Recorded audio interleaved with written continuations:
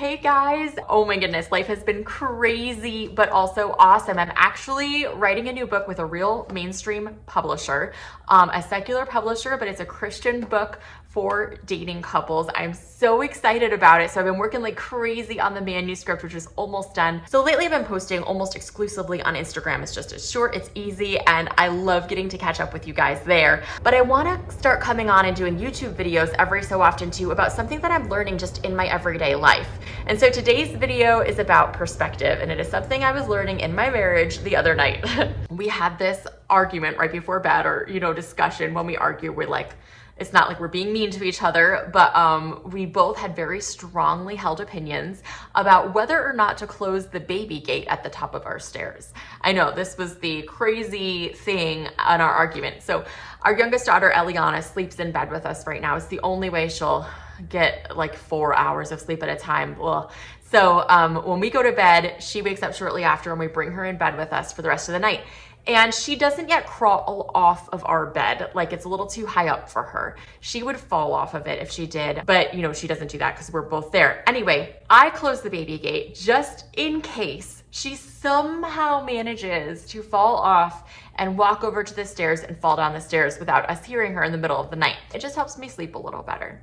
James, on the other hand, was like, sweetie, why do you keep shutting the baby gate? Like, it's completely unnecessary. This is just because of your anxiety. And we're kind of going back and forth at it. And I'm like, why do you care? It's like the littlest thing and it helps me sleep better. Why do you care? And he's like, it's just unnecessary. And I'm like, but why do you care? Finally, I'm like, James, what are you feeling underneath this? Like, we're having this whole outward conversation and we're both getting frustrated with each other. And I'm like, what are you feeling? Like, what's the reason you don't want me to shut it? And he explained, like, I feel like this is something you're doing out of your anxiety, and I don't want the girls growing up with anxiety dictating their choices and their decisions. And I just think this is a simple way that we could take out some of the anxiety controlled decisions. And I was like, mind blown. Like, okay, that's where you're coming from. I get that. Like, we want the same thing here. I don't want the girls growing up with that either.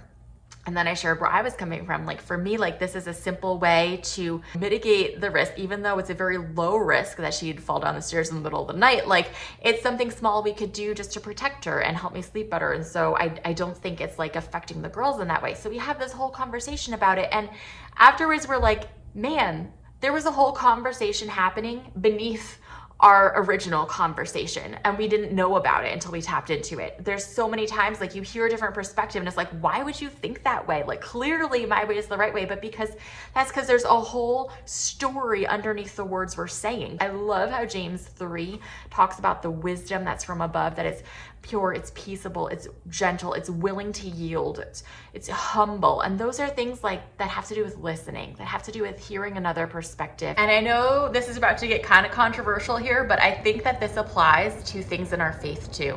I think there's a lot of hot topic issues that we are very clearly yes or no, black or white. This is the only right way to think, is the way I think. And that doesn't promote unity. And James 3 talks about how wisdom that's not of God is about dissension and like disunity. And the wisdom from God is humble, it's submissive, it's willing to yield.